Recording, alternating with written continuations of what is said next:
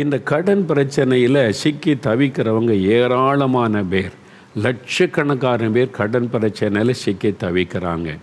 கடன் வாங்கினவன் கடன் கொடுத்தவனுக்கு அடிமையாக இருக்கிறான் என்று வசனம் சொல்லுகிறாரு. அது ஒரு அடிமைத்தனம். கடன் கடன் கடன், எப்போ பார்த்தாலும் கடன், வட்டி, அது கொடுத்து கொண்டே இருப்பது என்பது ஒரு அடிமைத்தனம். It's a slavery. அந்த அடிமைத்தனத்திலிருந்து விடுதலை ஆகணும். அதான் ஆண்டவர் விரும்புகிறார். அப்போ கடன் இல்லாத ஒரு வாழ்க்கை ஆண்டவர் கொடுக்க விரும்புகிறார். எனக்கு அன்பானவர்களே, அதை குறித்து 2 காரியத்தை தியானித்த. ஒன்று, முதலாவது விசுவாசிங்க. எத்தனை கோடி கடன், எத்தனை லட்சம் கடனில் இருந்தாலும் உங்களுக்கு விடுதலை கொடுக்க இயேசுவால் முடியும். அவர் ஐஸ்வர்யமுள்ள தேவன். அற்புதமாக உங்களை கடன் பிரச்சனை விடுதலை ஆக்குவார். முதல்ல விசுவாசிங்க. விசுவாசித்து ஜெபித்தா உங்களுக்கு விடுதலை. 2வது, சிந்தியுங்கள். நான் சொன்னேன், முதல்ல விசுவாசியுங்கள், சிந்தியுங்கள். என்னத்தை சிந்திக்கணும்? எப்படி கடன் வந்தது? ஏன் கடனாளி ஆனீங்க? ஏன் இந்த கடன் பிரச்சனைக்குள்ளே சிக்குனீங்க? ஏன் சம்பாதிக்கிற பணத்தெல்லாம் வட்டிக்கு கொடுத்து கொண்டே நாட்களை கழிக்கிறீங்க? எப்படி கடன் வந்தது? சிந்திங்க. நியாயமான காரணத்தினால கடன் படுகிறவர்கள் உண்டு. திடீர்னு ஒரு வியாதி வந்துட்டு ஆஸ்பத்திரியில் சேர்க்குறோம், எதிர்பாராத செலவு, கடன். அப்படி ஆவது உண்டு. ஒரு விபத்து ஏற்பட்டு விட்டது, செலவு பண்ணி தான் உயிரை காப்பாற்றணும், கடன். அது நியாயமான ஒரு காரணம்னு சொல்லலாம். அது இல்லாதபடிக்கு ஒரு நஷ்டம் வந்துட்டு, பிஸ்னஸில் எதிர்பாராத ஒரு நஷ்டம் வந்துட்டு, என்னை ஏமாற்றிட்டான், அதனால நான் கடன் ஆயிட்டேன். இது மாதிரி நியாயமான காரணம் இருக்கிறது. அது ஆண்டவருக்கு தெரியும். நீங்கள் இப்படி தான் கடன் ஆயிட்டீங்க. திருமணம் செய்யணும்னு நினச்சிங்க, நீங்கள் பட்ஜெட் போட்டு இவ்வளோக்குள்ளே நடத்துன்னு நினச்சும் முடியல. கடைசி நேரம் எக்ஸ்ட்ரா செலவு வந்துட்டு அதில் ஒரு 1 லட்சம் 2 லட்சம் கடன் ஆயிட்டு, அது தவிர்க்க முடியாமல் ஆயிற்று. அது தேவன் அறிவார். ஒரு வீடு கட்டுறீங்க, ஒரு 5 லட்சத்தில் கட்டலான்னு நினச்சிங்க, அது எது இழுத்துக்கு வேலைலாம் ஏறிட்டு, கம்பி வேலை, சிமெண்ட் வேலை கூட 1 லட்சம் 2 லட்சம் ஆயிட்டு, தவிர்க்க முடியாது. நியாயமான கடன். அதெல்லாம் தேவன் அறிந்து உங்களுக்கு உதவி செய்வார். நீங்கள் எப்படி கடனானீங்கன்னு அவருக்கு தெரியும். அதே சமயத்தில் நம்முடைய மீறுதல்களினால், பாவத்தினால் உண்டான கடன், அதனால் நம்ம சிலர் கடனாளி ஆகி இருக்கிறோம்ல, அதை நம்ம அந்த தவறுகளை, நம்முடைய தவறுகளினால் உண்டான கடன். அது என்னங்க அப்படின்னு கேட்குறீங்களா? வீண் செலவு, வீணாக செலவு பண்ணுறது, ஆடம்பர செலவு. அவங்க இது வச்சுருக்காங்க, இவங்க இது வச்சுருக்காங்க, நானும் அது வச்சுருக்கணும். அவசியம் இருக்குதோ இல்லையோ, அவங்க வீட்டில் இருக்க, எங்கள் வீட்டில் இருக்கணும். அந்த ஆடம்பர செலவு. சில வீட்டில் ஆண்கள் ஆடம்பர செலவு பண்ணுவாங்க, பெண்கள் சிக்கனமாக கவனமாக இருப்பாங்க. சில வீட்டில் பெண்கள் பார்க்குறதெல்லாம் வாங்கிடணும், பார்க்குறதெல்லாம் தெருவில் எவன் விற்றுக்கிட்டு போனாலும் என்னன்னாலும் வாங்கிடணும். அப்புறம் கணவருக்கே தெரியாது. ஃபைன் மார்னிங் கணக்கு போட்டால் எல்லாம் தீர்ந்து போச்சு பணம். 15 தேதி தான் ஆயிருக்குது, என்ன ஆச்சு? நான் என்ன எங்கள் வீட்டுக்கு கொண்டு போனேன், எல்லாம் உங்களுக்கு தானே பொங்கி போட்டேன்னு கோபத்தில் பேசின உடனே கடன் வாங்கி சமாளிக்கணும். அது மாதிரி கடன் பிரச்சனை. சில பெண்களால் சில குடும்பத்தில் கடன், சில குடும்பத்தில் ஆண்கள் சம்பாதிக்க மாட்டான், குடிச்சிக்கிட்டே அலையிறது, மனைவி சம்பாத்தியத்தை பிடுங்கி கொள்வது, அப்போ கடன். அது மாதிரி கடன் ஆகும். பாவத்தினால் கடன், ஆடம்பர செலவினால் கடன், அப்புறம் சிலர் அறியாமையினாலே கடன், ஒரு சோம்பேறித்தனத்தினால கடன், ஆண்டவர் கொடுத்த பொறுப்பை கவனிக்கிறதில்லை. பிஸ்னஸை ஒழுங்காக கவனித்தா தானே லாபம் இருக்கும். அதனால் பிஸ்னஸை கவனிக்கிறதில்லை, யாரையாவது நம்பி விட்டுட்டு போயிடுறாரு, அவன் சுருட்டிட்டு போனோடனே கடன் ஆகிவிடும். இப்படியெல்லாம் பாதிக்கப்பட்டு கடனாளி ஆனவங்களும் இருக்கிறாங்க. அப்போ அப்படி நம்ம தவறினால் கடன் ஆனால் நம்ம மனம் திரும்பணும், நம்முடைய தவறை ஒத்துக்கொள்ளணும். என் தவறினால்தான் கடன், ஆண்டவரே என்னை மன்னியும், நாங்கள் தவறு செய்துட்டோம், எங்களை மன்னித்து எங்களுக்கு உதவி செய்யணும்னா தேவன் மன்னித்து நமக்கு உதவி செய்வார். அப்போ அதற்கு நம்ம அர்ப்பணித்து கொள்ளணும். அதனால் தான் சிந்திக்கணும் அப்படின்னு சொன்னேன். மற்றவங்க படுற கடனுக்கு நீங்கள் உடன்படக்கூடாது. அதை ஜாமீன் கையெழுத்து போட்டு 10 லட்ச ரூபாய்க்கு கடன் வாங்கி நான் பேங்கில் கடனை கையெழுத்து போடுறேன்னு போடாதங்க. பைபிளில் சொல்லுது, உங்கள்கிட்ட என்ன இருக்குதோ அதை கொடுத்து உதவி செய்யுங்க, அவ்வளோதான். உங்கள்கிட்ட கேட்குற, ஐயா ஒரு அவசரத்துக்கு ஒரு 5000 ரூபா வேணும், உங்கள் வீட்டில் இருக்குதா கொடுங்க. நீங்கள் இப்போ பேங்கில் எனக்கு ஒரு ஜாமீன் போட்டிங்கன்னா எனக்கு லோன் கிடைக்க நான் பிஸ்னஸ் பண்ணுவேன். யாரையும் நம்பாதங்க. எந்த மனுஷனை ஏமாற்றிட்டு போயிடுவான். அதனால் பணம்னா ஏமாற்றிட்டு போகிறதுக்கு நிறைய நண்பர்களால் ஏமாற்றப்பட்டவங்க இருக்காங்க, உறவினர்களால் ஏமாற்றப்பட்ட நம்பி தான் போய் கையெழுத்து போட்டேன், இப்போ அவன் போயிட்டான், இப்போ வந்து அந்த கடனை நான் அடைக்கிறேன். நீங்கள் வாங்காத கடனுக்கு நீங்கள் உங்கள் சம்பாத்தியம் எல்லாம் போய் கொண்டு இருக்கிறாரு. ஆனால் வேத வசனம் எச்சரிக்கிறது, நீங்கள் மற்றவர்கள் வாங்கின கடனுக்கு உடன்படாதங்க, ஜாமீன் கையெழுத்தை போட போகாதங்க என்று சொல்லுவாங்க. நீங்கள் இந்த பேங்கில் கொஞ்சம் சொல்லிட்டீங்கன்னா எனக்கு கடன் தந்துடுவாங்க. நான் சொல்ல மாட்டேன். என்கிட்ட என்ன இருக்குதோ அதை வேணால் கொடுத்து ஹெல்ப் பண்ணலாம், என்னால் முடிந்தது, அவ்வளோதான். அப்படி உடன்பட மாட்டேன். எனக்கு பைபிள் சொல்லுகிறாரு. நம்ம கவனம் செலுத்துங்க, சரியா? அது மாத்திரம் இல்லை, நீங்கள் வந்து இந்த கடன் பிரச்சனையில் சிக்கி இருந்து ஆண்டவர் விடுதலை தந்துட்டான்னு வைங்க, அப்புறம் கடன் இல்லாத ஒரு வாழ்க்கை வாழ என்ன செய்யணும்? கடன் பிரச்சனை விடுதலை வேணும்னா விசுவாசம். இவங்களுக்கு விடுதலை கொடுத்தால் ஆண்டவர் எவ்வளோ லட்சக்கணக்கான ரூபாய் கடன் பிரச்சனை, 6 மாதத்தில் விடுதலை, 50 லட்ச ரூபா கடன், நெக்ஸ்ட் டே விடுதலை, ஒரே நாளில் ஒரு தீர்வை ஆண்டவர் உண்டாக்குனார்ல, உங்களுக்கு செய்வார். எத்தனை கோடியாக இருக்கட்டுங்க, அவர் ஐஸ்வர்யமுள்ள தேவன். அவரை விசுவாசிங்க, அவங்களுடைய குறைகளை அறிக்கையிடுங்க, ஒப்பு கொடுங்க, ஆண்டவருக்கு அர்ப்பணித்து கொள்ளுங்க, உங்களுக்கு விடுதலை. கடன் பிரச்சனை விடுதலையாக்கி கடன் இல்லாத ஒரு வாழ்க்கை. இனி கடன் வாங்காமல் ஆசீர்வாதமாக நிம்மதியான ஒரு கடன் வாங்கிட்டால் நிம்மதி போயிடும், பாதிக்கப்படும். அது கடன்கார் வந்துடுவாங்களோ, போயிடுவாங்களோ, அவமானப்படுத்திடுவாங்களோ, பயம், கலக்கம், அதெல்லாம். அப்போ நீங்கள் கடன் இல்லாத ஒரு வாழ்க்கை வாழ்வது எப்படி? கடன் வாங்காமல் வாழ முடியுமா? நாம் சில காரியத்தை ப்ராக்டிக்கலாக நம்ம யோசிக்கணும். நம்ம இப்போ தியானிக்க போகிறோம். அப்போ 3வது நான் சொன்ன, முதல்ல விசுவாசிக்கணும், 2வது சிந்திக்கணும். எங்கே தவறு நடந்தது, எப்படி கடன் பிரச்சனை ஆனது என்பதை சிந்தித்து மனம் திரும்பணும், ஒப்பு கொடுக்க வேண்டியது ஒப்பு கொடுக்கணும். 3வது தீர்மானியுங்கள், தீர்மானம் எடுக்கணும். ஆண்டவருடைய சமூகத்தில் என்ன தீர்மானம் எடுக்கணும்? 4 காரியங்களை நான் வசனத்திலேருந்து உங்களுக்கு சொல்லுகிறேன். தீர்மானம் எடுக்கணும். நல்ல கவனிங்க. இதை செய்யும்போது தான் கடன் பிரச்சனை விடலை. நான் ஜெபிக்கிறேன், கடன் பிரச்சனை மாறிடும், மோகன்லாஸை ஜெபிக்கிறார், நடக்காது கதை. வசனத்தின்படி நீங்கள் போகணும். நீங்கள் அறிந்து கொள்ளுங்க, வசனம், கர்த்தருடைய வசனம், இயேசு அவர் தான் மோகன்லாஸை விடுதலை தர முடியாது. மோகன்லாஸை ஜெபிச்ச உடனே மாறிடாதுங்க. வசனத்துக்கு நீங்கள் செவி கொடுத்தா நீங்கள் ஜெபிக்கும் போது அற்புதம் நடக்கும். ஏன்னா உங்களை அவர் நேசிக்கிறார்ல. உங்கள் ஜெபத்துக்கு கனம் கொடுக்கிற ஒரு தேவன் அவர், மரியாதை கொடுக்கிற தேவன் அவர். என்றைக்காவது உங்களை பார்த்து நீ ஜெபிச்சாலும் கேட்க மாட்டேன், மோகன்லாஸை ஜெபிக்க சொல்லி உங்களை பார்த்து சொல்லி இருக்கிறாரா? அப்படி ஒரு நாள் சொல்ல மாட்டார். ஏன்னா உங்கள் ஜெபத்தை அவர் கேட்க விருப்பத்தோடு இருக்கிறார். நீங்கள் ஜெபிச்சாலே அற்புதத்தை செய்ய ஆயத்தமாக இருக்கிறார். இயேசு தான் முக்கியம், இயேசு தான் உங்களுடைய வாழ்க்கைக்கு அவசியம். மோகன்லாசரஸ் அல்ல. ஊழியக்காரங்க வருவாங்க போவாங்க, ஒரு ஊழியக்காரன் போனால் இன்னொரு ஊழியக்காரர், அவ்வளோதான். ஆனால் இயேசு தான் என்றைக்கு நிலைத்திருக்கிறவர். அவர் சொல்லி கொடுக்க தான் எங்கள் வேலை. எப்படி நீங்கள் சுகம் பெறணும், விடுதலை பெறணும், காத்துக்கொள்ளணும், ஆண்டவர் வச்சிருக்கிற ஆசீர்வாதத்தை எப்படி சுதந்திரிக்கணும், அதை சொல்லி கொடுக்குறதுனா ஊழியக்காரனுடைய வேலை. அப்போ உங்கள் கூட சேர்ந்து ஜெபிக்கலாம், ஹெல்ப் பண்ணலாம். உங்கள் கூட சேர்ந்து ஒருவருக்காக ஒரு ஜெபிங்கள் என்ற வார்த்தையின்படி ஜெபிக்கிற அவ்வளவு தான். ஆனால் நீங்கள் தான் முக்கியம். அப்போ நீங்கள் நல்ல கவனிங்க. இப்போ தீர்மானம் எடுக்கணும். என்ன தீர்மானம் எடுக்கணும்? ஒரு 4 காரியம் வேணும்னா குறித்து கொள்ளுங்க. முதலாவது தீர்மானம், வாங்கின கடனை திரும்ப கொடுக்க தீர்மானிக்கணும். சிரிப்பாக இருக்கா அவங்களுக்கு? சிலர் வாங்கினா திருப்பி கொடுக்குற சிந்தையே கிடையாது. கடனை திருப்பி கொடுக்கணும் எண்ணமே இல்லாமல் இருக்கிற நிறைய பேர் இருக்கிறாங்கங்க. அதனால தான் அவங்களுடைய வாழ்க்கையில் ஆசீர்வாதம் இல்லை, அவங்க வாழ்க்கையில் பிளஸ்ஸிங் இல்லை, இருக்கிறதை இழந்து போய் நிற்கிறாங்க. ஏன்னா வாங்கின கடனை திருப்பி கொடுக்கணும்னு சிந்தையே சிலருக்கு இல்லை. நீங்கள் முதல்ல தீர்மானிக்கணும், வாங்கின கடனை திருப்பி கொடுக்கணும். இந்த இருதயம் உங்களுக்கு இருந்தால் தான் ஆண்டவர் உங்களை ஆசீர்வதிக்க முடியும்.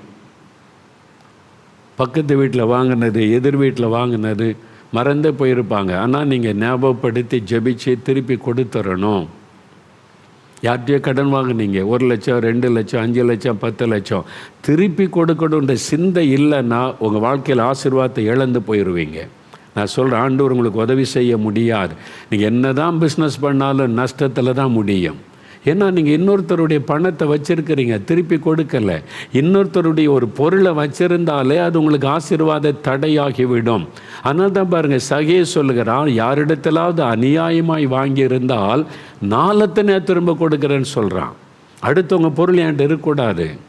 அப்போ அடுத்தவங்களுடைய பணம் உங்ககிட்ட இருக்குது, நீங்கள் திருப்பி கொடுக்குற சிந்தை உங்களுக்கு வேணும். முடியலைன்றது 2வது. நீங்கள் கொடுக்கணும்னு நீங்கள் ஆத்திரப்படணும். ஆண்டவரே நான் திருப்பி கொடுக்கணுமே, எனக்கு முடியலையே, உதவி செய்யுங்கன்னு கேட்டால் தான் ஏசு அற்புதம் செய்வார். ஆனால் இன்றைக்கி தமிழ்நாட்டில், இந்தியாவிலேயே என்ன பிரச்சனை தெரியுமா? திருப்பி கொடுக்கணுன்ற சிந்தை நிறைய பேருக்கு இல்லை. பாருங்கள், பேங்கில் கடன் வாங்குவாங்க, அது எஜுகேஷன் லோன், படிப்புக்காக லோன் கொடுக்குறாங்க பேங்கில். திருப்பி செலுத்துன்ற எண்ணம் 110 பேருக்கு தான் இருக்குது. 190 பேருக்கு அதை திருப்பி கொடுக்கணும் சிந்தை இல்லை. ஏன்னா கவர்மெண்ட் பணம் தானே, அடுத்த கவர்மெண்ட் வந்தால் தள்ளுபடி பண்ணிடுவாங்க, அதை தள்ளுபடி பண்ணிடுவாங்க.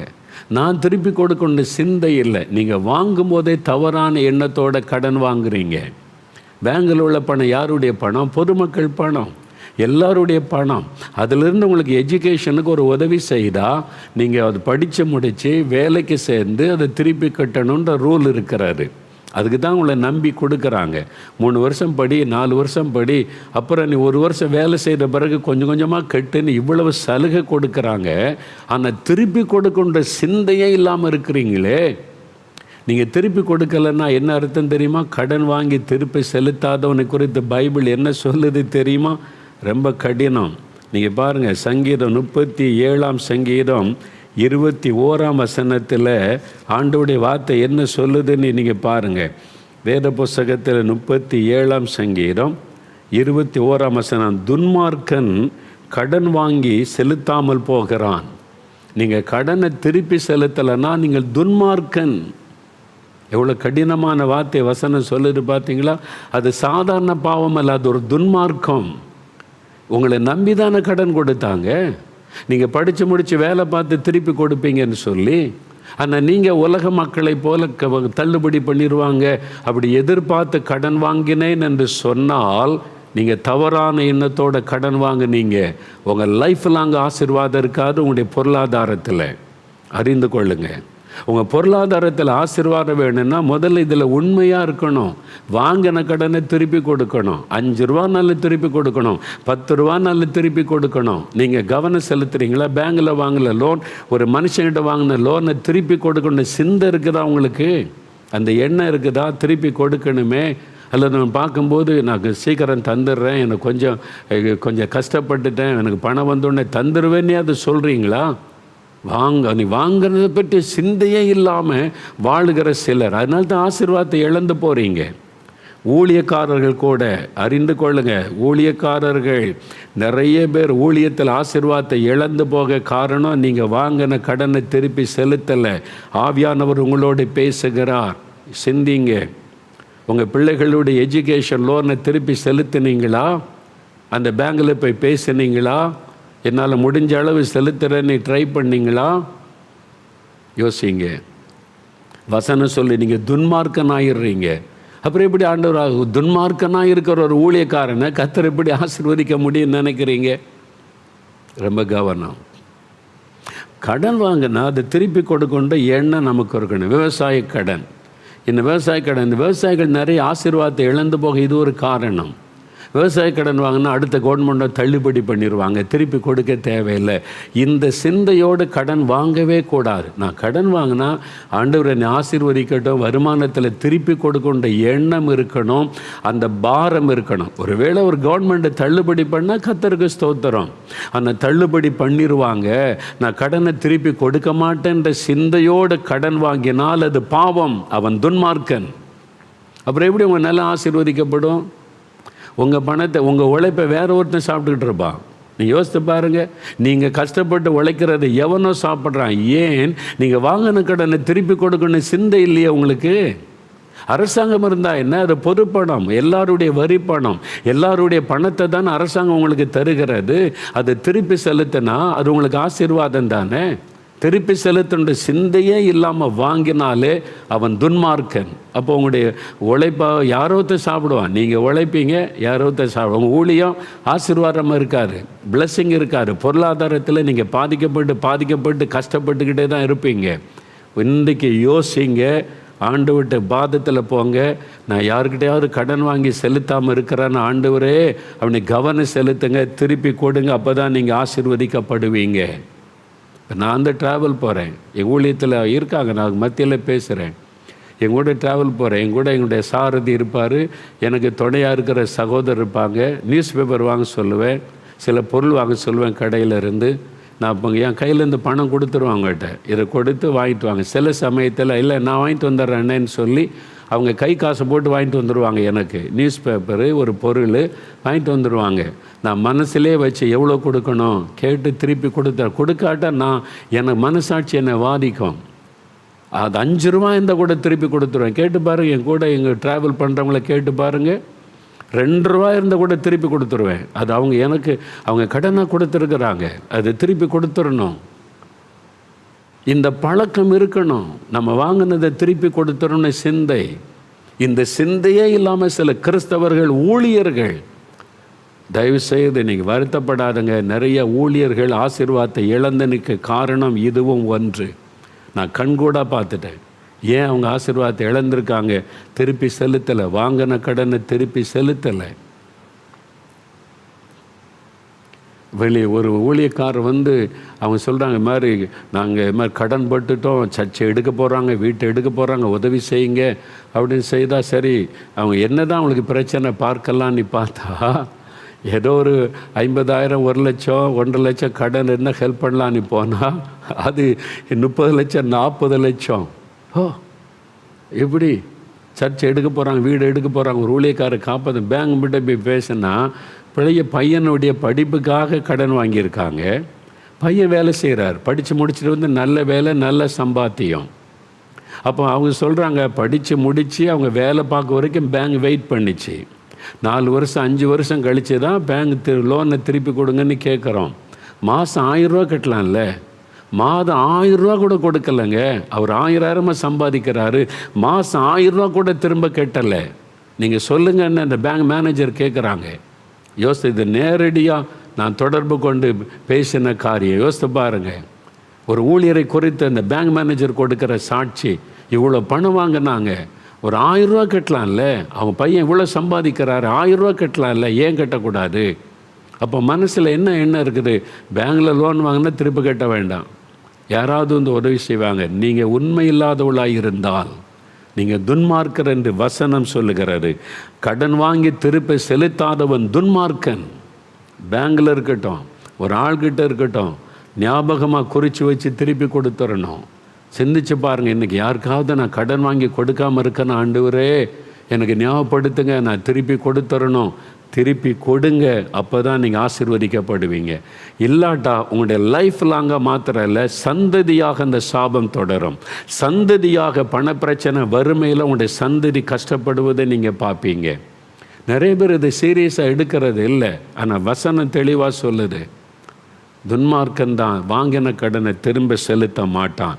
நீங்கள் அது எஜுகேஷன் லோன், நீங்கள் விவசாய கடன், எதுக்கு கடன் வாங்க அரசாங்கம் ஒரு அனுமதி கொடுத்தா கூட, ஆண்டவரே நீங்கள் என்னை ஆசீர்வதிங்க, என் அவசரத்துக்கு அந்த கடனை பெற்றுக்கொள்கிறேன், நான் திருப்பி கொடுத்துடணும்னு ஜெபம் பண்ணி வாங்குங்க.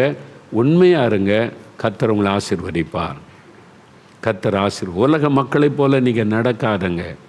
அவங்களுக்கு பக்தியாகவும் இருப்பாங்க, எல்லா அயோக்கியமும் பண்ணுவாங்க, அது வெறும் கடவுள் பக்தி. நம்ம இது அப்படி கிடையாது. இயேசுவை பின்பற்றணும், அவங்க தான் உண்மையான தேவனுடைய பிள்ளைகள். அதனால தான் தேவனுக்கும் மற்றவங்களுக்குள்ள வித்தியாசம். ஆண்டவர் ஸ்ட்ரிக்டாக சொல்லுவார் பாருங்கள், சகையும் ஆண்டவர் சொல்லவே இல்லை, திருப்பி கொடுக்குறேன்றான். அநியாயமாய் வாங்கினதை அடுத்தவங்க பொருள் உங்கள் வீட்டில் இருந்தாலே அது சாபமாகிவிடும். திருப்பி கொடுங்க, வீட்டில் ஒன்றே வைக்காதங்க. கடன் வாங்கிட்ட போய் கேளு, சொல்லுங்கள். இப்போ அதட்டாருங்க, கடன் கொடுத்தவங்கள அதட்டி, அதான் தருவேண்ணே, நீ என்ன அவங்கள்ட்ட சண்டை போடாதுங்க. போய் தாழ்த்தி நான் கடனை தந்துடுறேன், நான் ஜெபம் பண்ணிக்கிட்டு இருக்கிறேன், உங்கள் கடனை சீக்கிரம் அடைக்க எனக்கு ஆண்டவர் உதவி செய்வார், நான் கட்டாயம் உங்கள் கடனை தந்துடுவேன்னு நீங்கள் சொல்லி பாருங்கள். உங்களுக்கு ஆண்டவர் வழி தரப்பார், உங்களை வெட்கப்பட விட மாட்டார். நீங்கள் கடன் கொடுத்தவங்கள்டே திமிராக பேசுகிறது, என்ன கடன் கொடுத்துட்டு வந்து எங்கள் வீட்டு முன்னால் நிற்கன்னு அவனை அதட்டுறது, அப்புறம் தரலாம் முடியாது, என்ன வேணாலும் பண்ணிக்க, எங்கள் ஆதாரம் அப்படிலாம் பேசுகிறது. உங்களை நம்பி கடன் கொடுத்த அவன்கிட்ட போய் ஆதாரம் கேட்டிங்கன்னா என்ன செய்ய முடியும்? அது துரோகம். ஒருத்தர் நம்பி கடன் கொடுத்தாங்க, நீ கடன் கொடுத்ததுக்கு என்ன ஆதாரம் இருக்குன்னு கேட்டிங்கன்னா அது துரோகம். துரோகியை எப்படி ஆண்டவர் ஆசீர்வதிக்க முடியும்? யோசிங்க. தப்பு பண்ணாதங்க. போய் அவன்கிட்ட மன்னிப்பு கேட்டு, நான் கடனை தந்துடுறேன், எனக்கு கொஞ்சம் கஷ்டம், கொஞ்சம் டைம் கொடுங்க, நான் கொஞ்சம் கொஞ்சமாக உங்கள் பணத்தை தந்துடுவேன், நான் ஏமாற்ற மாட்டேன், ஆண்டவர் எனக்கு உதவி, உங்களை செய்த பாருங்கள், உங்களுக்கு உடனே ஆண்டவர் அற்புதம் செய்வார். நீங்கள் எதிர்பாராத இடத்துல இந்த வழி தரப்பார், அந்த கடனை அடைக்க உதவி செய்வார். ஆனால் கடன் வாங்கினது குறித்த உணர்வே இல்லாமல், திருப்பி கொடுக்கணும் சிந்தையே இல்லாமல் இருந்தீங்க, உங்கள் குடும்பத்துக்கே நீங்கள் சாபத்தை தேடி வைக்கிறீங்கன்னு அறிந்து கொள்ளுங்கள். சீரியஸாக யோசிங்க. தயவுசெய்து ஊழியக்காரங்க கூட யார்கிட்டையாவது கடன் வாங்கியிருந்தா நீங்கள் திருப்பி கொடுக்கறதுக்கு முயற்சி பண்ண, இருக்கிறத வித்தாவது கொடுத்துருங்க. அப்போ தான் கர்த்தர் உங்களையும் உங்களுடைய ஊழியத்தை ஆசீர்வதிப்பார். உங்களை நம்பி கடன் கொடுத்தவனை ஏமாற்றிட்டு நானும் ஊழியம் செய்கிறேன்னு செஞ்சுக்கிட்டு இருந்தீங்கன்னா கர்த்தர் ஆசீர்வதிக்க முடியாது. தயவு செய்து சீரியஸாக இந்த காரியத்தை சரிப்படுத்தி பாருங்கள். உங்கள் ஊழியத்தை தேவன் எப்படி ஆசீர்வதிக்கிறார்னு பாருங்கள். உங்களுடைய பிஸ்னஸ், உங்களுடைய குடும்பத்தை தேவன் எப்படி ஆசீர்வதிக்கிறார்னு பாருங்கள். அதனால் முதலாவது தீர்மானம், ஆண்டவரே நான் வாங்கின கடனை திருப்பி கொடுத்துருவேன், எனக்கு உதவி செய்யுங்க, எனக்கு கிருபை தாங்க, என்னை ஒப்பு கொடுக்குறேன்னு சொல்லுங்கள். ரெண்டாவது என்ன தீர்மானம் பண்ணணும்? கடன் வாங்காமல் இருக்க தீர்மானம் பண்ணணும். இனி கடன் வாங்க மாட்டேன். இதான வாக்குத்தத்தம். உபாகமம் 28 எடுங்க, பைபிளை திருப்புங்க, வசனத்தை பாருங்கள். ஆண்டவர் எல்லாமே நமக்கு எழுதி கொடுத்துருக்கிறார் பாருங்கள். இந்த வசனத்துக்கு செவி கொடுக்காம நம்ம இஷ்டப்படி வெறும் பக்தியை காமிச்சு வாழ்ந்து தான் நம்ம மோசம் போயிட்டோம். இப்போ வசனத்துக்கு நேராக திரும்பினீங்கன்னா அவங்க லைஃபே ஆசீர்வாதமாக இருக்கும் பாருங்களேன். உபாகமம் 28 12 தேவ பிள்ளைகள் அவருடைய வசனத்துக்கு கீழ்ப்படிந்து நடக்கிற அவருடைய பிள்ளைகளுக்கு தேவன் வாக்கு கொடுக்கிறார். உபாகமம் 28:12 258 பக்கம் பாருங்கள். ஏற்ற காலத்தில் உன் தேசத்திலே மழை பெய்யவும், நீ கையிட்டு செய்யும் வேலைகளையெல்லாம் ஆசீர்வதிக்கவும், கர்த்தர் உனக்கு தமது நல்ல பொக்கிஷ சாலையாகிய வானத்தை திறப்பார். நீ அநேகம் ஜாதிகளுக்கு கடன் கொடுப்பாய், நீயோ கடன் வாங்காதிருப்பாய். சரிங்களா? இவ்வளோ அருமையான வாக்கு தத்துவம். நீ கடன் வாங்க மாட்ட, நீ அநேகருக்கு கடன் கொடுப்பாய். இது வாக்கு தத்துவம். அதை கடன் வாங்கக்கூடாது என்று கட்டளை நமக்கு கொடுக்கப்படலை. நீ கடன் வாங்காதிருப்பாய் வாக்கு தத்துவம். நீங்கள் அதை சுதந்திரித்து கொள்ளுங்க. அதனால் நான் கடன் வாங்கிட்டேனோ பாவம் செய்துட்டேனோ அப்படி நீங்கள் பதற தேவையில்லை.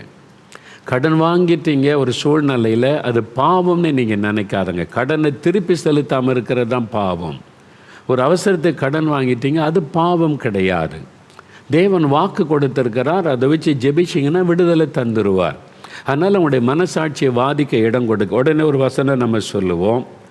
நீங்கள் ரோமர் 13:8 பாருங்கள். ரோமர் 13:8 இந்த வசனத்தை தான் அதே நிறைய பேர் சொல்லுவோம்.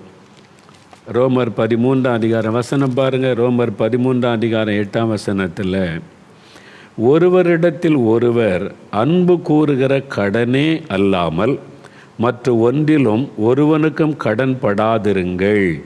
இந்த வசனம் அன்பினால் ஒருவருக்கொருவர் அன்பினால கடனாயிருங்களே தவிர மற்ற ஒன்றிலும் கடன் படாதிருங்கள். இது ஒரு ஆலோசனை. தேவ பிள்ளைகள், நீங்கள் கடன் படாமல் வாழ பழகி கொள்ளுங்க. கடன் வாங்கக்கூடாது அப்படின்றதான் கட்டளை. ஆண்டவர் அப்படி கட்டளை கொடுக்கலை. ஒரு பக்கம் வாக்குத்தத்தம் தருகிறார், இன்னொரு பக்கம் ஆலோசனை கொடுத்திருக்கிறார். நீங்கள் அன்பில் மட்டும் கடன் படுங்க, மற்றதில் கடன் படாதுருங்க. அப்படின்னா என்ன அர்த்தம்? நீங்கள் அது மாதிரி கடன் வாங்கி கடனில் சிக்கிக்கொள்ள இடம் கொடுக்காம கவனமாக இருங்க அப்படின்னு ஒரு ஆலோசனை. ஒரு பக்கம் வாக்குத்தத்தம், இன்னொரு பக்கம் ஆலோசனை. அதனால் கடன் வாங்கிட்டோமே, கடன் பட்டுட்டோமே, அப்போது நம்ம குற்றவாளி அப்படி நினைக்காதங்க. நீங்கள் ஒரு ஆஸ்பத்திரி செலவுக்கு ஒரு கடன் வாங்கிட்டீங்க, உங்கள் மகளுடைய திருமணம், வீடு கடை, திடீர்னு ஒரு அவசர செலவு கடன் வாங்கிட்டீங்க. அப்போ நீங்கள் பாவம் செய்துட்டோம் அப்படின்னு நினைக்காதங்க, அதுக்கு இடம் கொடுக்காதங்க.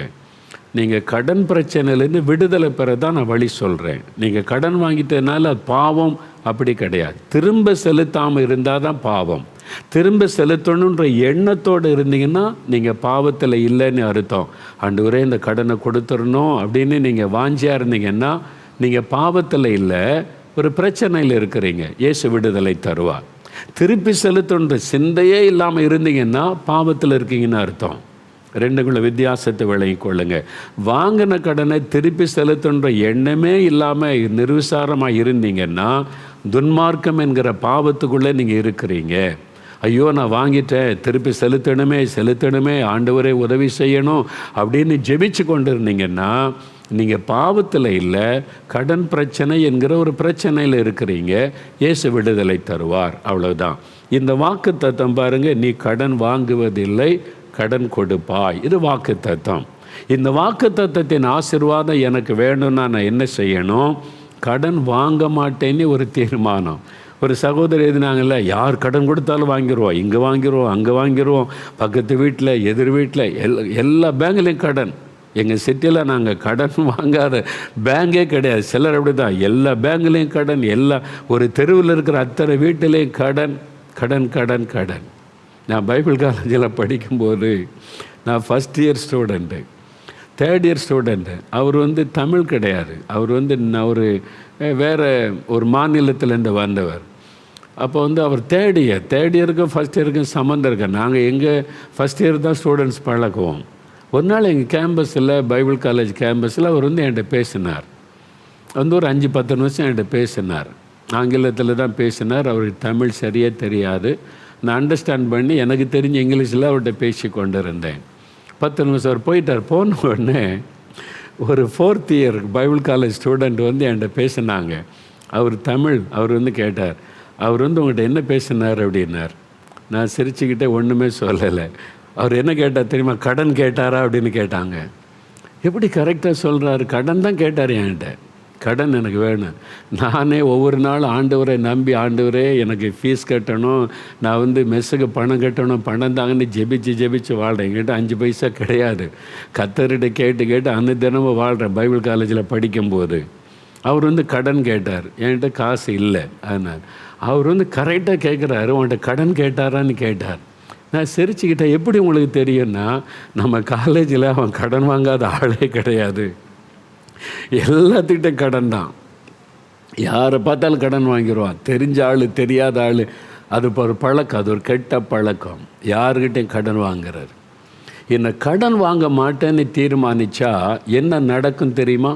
உங்களுக்கு தேவை வருது, பண தேவை, நெருக்கடி வருது, வாங்குகிற சம்பளம் போதாது, இதில் எக்ஸ்ட்ரா செலவு வந்துட்டு. அப்போ தேவைக்கு நீங்கள் என்ன பண்ணுவீங்க சொல்லுங்கள்? என்ன பண்ணுவீங்க?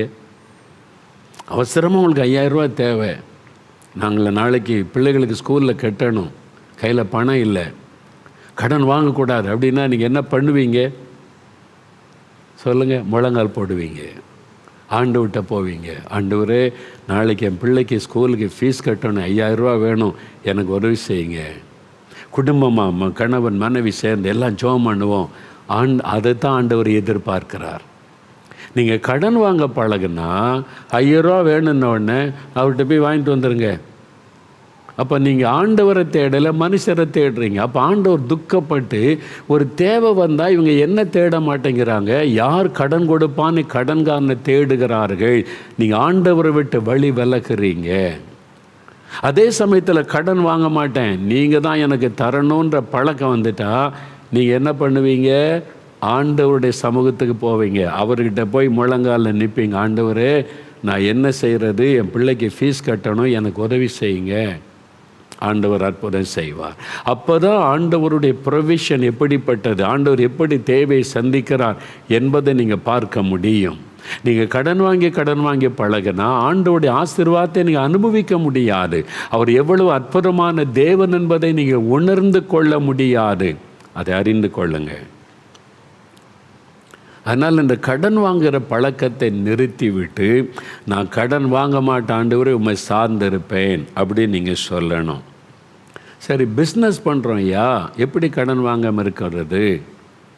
நான் வந்து ஒரு வீடு கட்டணும், என்கிட்ட வந்து ஒரு 5 லட்ச ரூபா இருக்குது, ஒரு 10 லட்ச ரூபா 12 லட்ச ரூபாய்க்கு வீடு கட்டணும், நாங்கள் சேர்த்து 5 லட்ச ரூபா வச்சுருக்கிறோம். கடன் வாங்காமல் இருக்கணும்னா இன்னும் இந்த 7 லட்சம் சேர்றதுக்கு இன்னும் 15 வருஷம் ஆகுமே, எப்படி வீடு கட்ட? நல்லா கவனிங்க, ப்ராக்டிக்கலாக திங்க் பண்ணுங்க. உங்கள்கிட்ட ஐயா 5 லட்ச ரூபா இருக்குது, 12 லட்ச ரூபாய்க்கு ஒரு வீடு கட்டணும். பேங்க் லோன் கொடுக்க ஆயத்தமாக இருக்கிறாங்க. நார்மல் வட்டிக்கு பேங்கில் வீட்டு லோன் கொடுப்பாங்க. நீங்கள் சுலபமாக கட்டிடலாமா? உங்களுக்கு வாங்குகிற சம்பளத்தை பொறுத்து 5000 ரூபா மாதம் கட்டுங்க, நீங்கள் முடிச்சிடலான்னு 5000 ரூபா நீங்கள் வாடகை வீட்டுக்கு கொடுத்துட்டு இருப்பீங்கள்ல, வாடகை வீட்டுக்கு 5000 ரூபா 10,000 ரூபா, அந்த பணத்தை பேங்கு கட்டினா உங்களுக்கு சொந்த வீடாகிவிடும். ரொம்ப சிம்பிள். ஆண்டவர் அழகாக நடத்துவார். நீங்கள் அந்த மாதிரி செய்யலாம்ல. உங்களுடைய வாங்குகிற சம்பளத்துக்கு ஏற்றபடி திராணிக்கு ஏற்றபடி பேங்கில் லோன் கொஞ்சம் வாங்கிட்டு நீங்கள் வீடை கட்டி முடிச்சிட்டிங்கன்னா தேவன் அதை கட்டி நீங்கள் ஜெபம் பண்ணுங்க, ஆண்டவர் கைடன்ஸ் தருவார், கட்டி முடிக்க உதவி செய்வார். அப்போ நானும் வீடு கட்டியிருக்கிறேன், எங்களுக்கு ஒரு வீட்டை ஆண்டவர் கட்டி தந்தார். ஜெபம் பண்ணி கிட்டத்தட்ட இவ்வளோ 25 வருஷத்துக்கு முன்னால், நான் ஊழியம் செய்து 25 வருஷம் கழித்து தான் எனக்கு ஒரு வீட்டை ஆண்டவர் கட்டி தந்தார். அப்போ அந்த வீடு கட்டினா நான் சேர்த்து வச்சுருந்த பணம் கொஞ்சம், மீதிக்கு என்ன பண்ணுறது? ஆண்டவர் பேங்கில் உனக்கு என்ன லோன் கிடைக்குமோ வாங்கி கட்டு. அப்போ லோன் பேங்க்லேருந்து கொஞ்சம் வாங்கினேன், வாங்கி கட்டினோம்.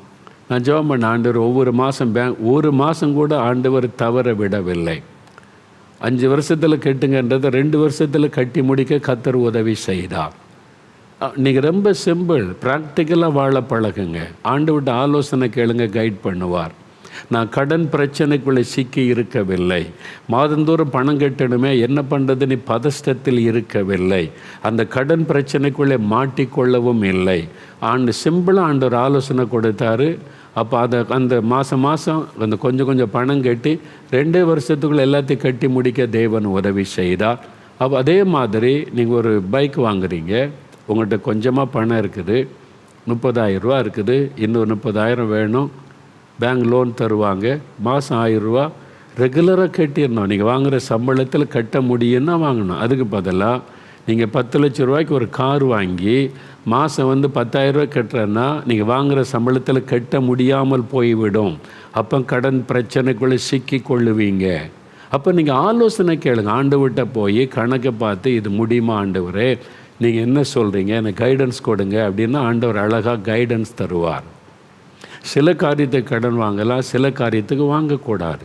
பிஸ்னஸ் செய்யும்போது கடன் வாங்காமல் பாதி பணம் இருக்கும், மீதி பேங்க்லேருந்து லோன் தருவாங்க, மாதம் கொடுத்து முடிச்சிடணும். நீங்கள் இப்போ கடன் பிரச்சனைக்குள்ளே சிக்கிக்கொள்ளக்கூடாது. ஏன் என்ன பிரச்சனைன்னா, அந்த பிஸ்னஸ் செய்கிறவங்க மாதம் பேங்கு கட்டுறதை நினைக்கவே மாட்டாங்க. வர்ற லாபம்லாம் இவங்க ஆடம்பர செலவு பண்ணி அழிச்சிருவாங்க. அப்போ பேங்குக்கு பணம் கட்டுறதே இல்லை. இவங்க இஷ்டப்படி செலவு பண்ணி ஜாலியாக சுற்றி இவ்வளோ பணம் இருக்குன்னு பேங்குக்கு லோனே திருப்பி கட்டுறதில்லை. ஒரு நாள் பேங்க்காரங்க வந்து பில்டிங்கை வந்து சீஸ் பண்ண வரும்போது அப்போ தான் தெரியும். ஏன்னா நம்ம ஒழுங்கு இல்லை, உண்மை இல்லை, வாக்கு கொடுத்ததை நிறைவேற்றவில்லை. அவ்வளோதான், கவனம் செலுத்துங்க. அப்போ எதுக்கு லோன் வாங்கலாம், எதுக்கு வாங்கக்கூடாது, எதை எப்படி செய்யணும், ஆண்டவரிடத்தில் ஆலோசனை கேட்டு நீங்கள் செய்ய வேண்டும். அதில் கவனம் செலுத்த வேண்டாம். அதனால் இந்த கடன் வாங்காமல் வாழ பழகி கொள்ளுங்க, அர்ப்பணித்து கொள்ளுங்க. ஒரு முறை வீடு கட்ட வாங்கினா அவ்வளோதான், அது 15-20 வருஷம் ஆச்சு, அப்புறம் நான் மாதிரி லோன் வாங்குவது இல்லை. பாருங்கள், ஆண்டவர் வந்து ஒரு குறை இல்லாமல் அந்தந்த மாதம் தேவைகளை சந்தித்து நடத்துகிறார். கடன் பிரச்சனைக்குள்ளே சிக்கி கொள்ளக்கூடாது, அது ஆண்டவர் விரும்புகிற காரியம். அப்போ நீங்கள் பிஸ்னஸ் செய்தால் அவங்களுடைய காரியம் வேறு, வேலை செய்து சம்பளம் வந்தால் அவங்களுடைய காரியம் வேறு. அவங்கவுங்க தகுதிக்கு ஏற்றபடி ஜெபம் பண்ணி கவனமாய் நீங்கள் நடந்து கொண்டால் கடன் பிரச்சனைங்கிற பாரத்துக்குள்ளே சிக்கிக்கொள்ள மாட்டீங்க. பிஸ்னஸ் செய்கிறவங்களும் எப்போவுமே கடன் வாங்கி செய்யணும்னு நினைக்கக்கூடாது. ஆரம்பத்தில் நீங்கள் வாங்கியிருக்கலாம், அப்புறம் தேவன் ஆசீர்வதித்து உயர்த்தும் போது கடன் இல்லாதபடி, கடன் வாங்காதபடி நீங்கள் உங்களுடைய பிஸ்னஸை நடத்த முடியும். நீங்கள் ஒப்பு கொடுத்து ஜெபம் பண்ணி கரெக்டாக போனீங்கன்னா கடனே வாங்காமல் நீங்கள் வாழ முடியும், பிஸ்னஸ் நடத்த முடியும். நிறைய பேரை பார்த்துருக்கேன், சொல்கிறாங்களே இப்போ நான் கடனே இல்லை பிரதர், பிஸ்னஸை கர்த்தர் ஆசீர்வதிச்சிருக்கா, ஒரு பைசா எங்களுக்கு கடன் இல்லை, ஆண்டவர்கள் ஆசீர்வதிச்சிருக்கிறாரு, ஆண்டவர் இடங்கள் தந்திருக்கிறார், புதிய பிஸ்னஸ் தந்திருக்கிறார். இந்த மாதிரி நிறைய பேரை எனக்கு தெரியும். ஏன்னா அவங்க ஞானமாக கர்த்தருடைய ஆலோசனையின்படி பிஸ்னஸை நடத்துகிறார்கள். அதனால் நீங்கள் இதில் கவனம் செலுத்த வேண்டியது அவசியம். அப்போ தீர்மானிக்கணும், முதல்ல நான் கடனை திருப்பி கொடுத்துருவேன், ஆண்டவரே உதவி செய்யுங்க. ரெண்டாவது, நான் இனி கடன் வாங்க மாட்டேன், கண்டதுக்கும் போய் கடன் வாங்குகிற பழக்கம் எனக்கு வேண்டாம், நான் உண்மையே விசுவாசித்திருப்பேன் அப்படின்னு செய்யணும். மூன்றாவது ஒரு தீர்மானம் என்ன எடுக்கணும்னா, வரவுக்கு ஏற்றபடி செலவு செய்ய தீர்மானிக்கணும். இது ரொம்ப முக்கியம். வரவுக்கு ஏற்றபடி செலவு பண்ண தீர்மானிக்கணும். இதில் தான் நிறைய பேர் தப்பு பண்ணுறோம். உங்களுடைய சம்பளம் எவ்வளவோ ஒரு பட்ஜெட், அதுக்குள்ளே செலவு பண்ணணும். நீங்கள் மிஞ்சி செலவு பண்ணால் கடன் பிரச்சனை ஆகிவிடும். ஒரு வரவு எவ்வளவு செலவு எவ்வளவு தெரியணும். இதைத்தான் லூக்கா 14ஆம் அதிகாரம் 28 முதல் 30 வசனத்தில் இயேசு அழகான ஒரு காரியத்தை சொல்லி கொடுக்கிறார் பாருங்கள். லூக்கா 14ஆம் அதிகாரம் 28 30 வசனம் பாருங்கள்.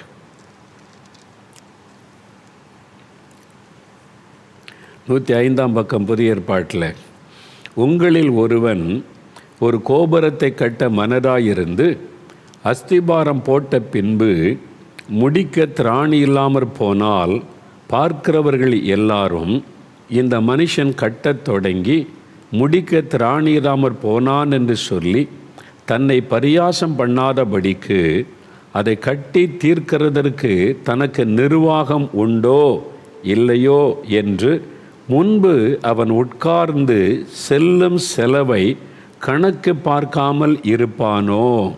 பாருங்க, முன்பு உட்கார்ந்து ஆலோசனை பண்ணாமல் இருப்பானோ. அடுத்த வசனம். அப்போ முதல்ல கணக்கு பார்க்கணும், ஆலோசனை பண்ணணும், வரவுக்கு ஏற்ற செலவு பண்ணணும். உங்கள் வீட்டில் எத்தனை பேர் சம்பாதிக்கிறீங்க? கணவன் மனைவி 2 பேர் சம்பளம் வாங்குறீங்களா? பிள்ளைகள் சம்பளம் வாங்குறாங்களா? அப்போ ஒரு குடும்பத்தில் அல்லது ஒரு ஆள் சம்பாதிக்கிற குடும்பமும் இருக்குது, கணவன் மட்டும் சம்பாதிக்கிறாரு. அப்போ எவ்வளவு பணம் உங்கள் வீட்டுக்குள்ளே சம்பளமாய் உங்கள் வீட்டுக்குள்ளே வருகிறதோ அந்த பணத்தை ஒரு பக்கம் வைத்து இன்னொரு பக்கம் செலவு என்னென்ன பட்ஜெட். ஒரு தேசமே பட்ஜெட் போடுது பார்த்தீங்களா? பட்ஜெட் கூட்டத்தொடர். தமிழ்நாட்டில் சட்டசபையில் பட்ஜெட் கூட்டத்தொடர். என்னென்னா தமிழ்நாட்டில் பட்ஜெட் கொண்டு வர்றாங்க. விவசாயத்துக்கு எவ்வளவு, கல்விக்கு எவ்வளவு, அப்புறம் இந்த மருத்துவத்துறைக்கு எவ்வளவு, ஒவ்வொரு துறைக்கு எவ்வளோ பணம், எவ்வளோ வரவு செலவு, இந்த வருஷத்தில் எவ்வளோ செலவாகும், எவ்வளோ இன்கம் வரும், ஃபண்டு அதுக்கு ஒதுக்குவது பட்ஜெட் என்று.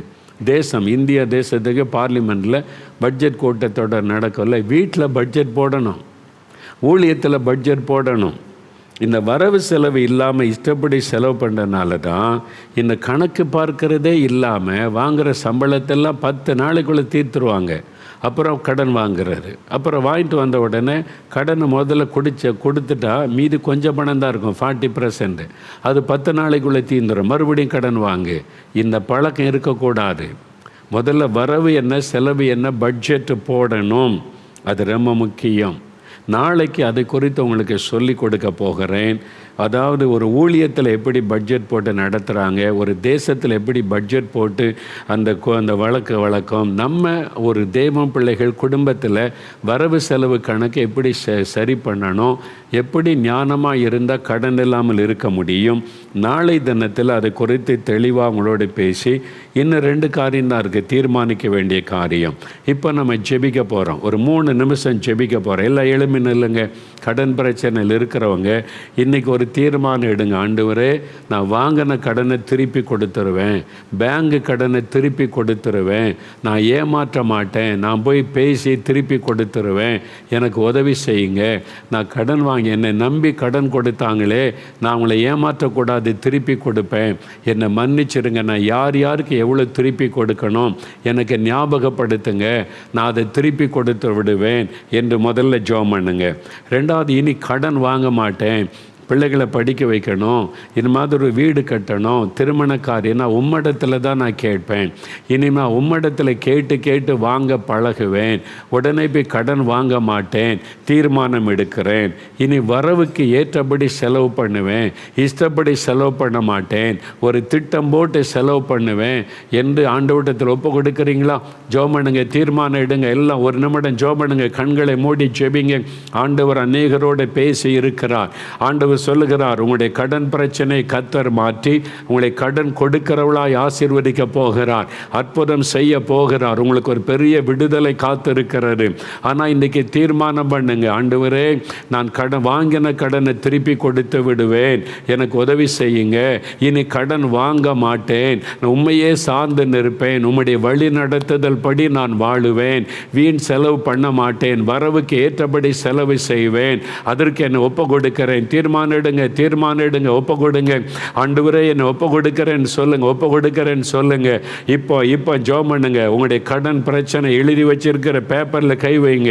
அந்த கடன் எழுதி வச்சிருக்க இந்த பேப்பரில் கை வைத்து எல்லா கடனையும் அடைக்க உதவி செய்யுங்க. அந்த சகோதரனுக்கு அற்புதம் செய்தீங்க, அந்த சகோதரிக்கு அற்புதம் செய்தீங்க. 50 லட்சம் கடன் அடைக்க உதவி செய்தீங்க, 16 லட்சம் கடன் அடைக்க உதவி செய்தீங்க. எங்களுக்கு உதவி செய்யுங்க, எங்கள் குடும்பத்துக்கு உதவி செய்யுங்க. நான் தீர்மானம் பண்ணுகிறேன், நான் ஒப்பு கொடுக்கிறேன், எனக்கு அற்புதம் செய்யுங்க.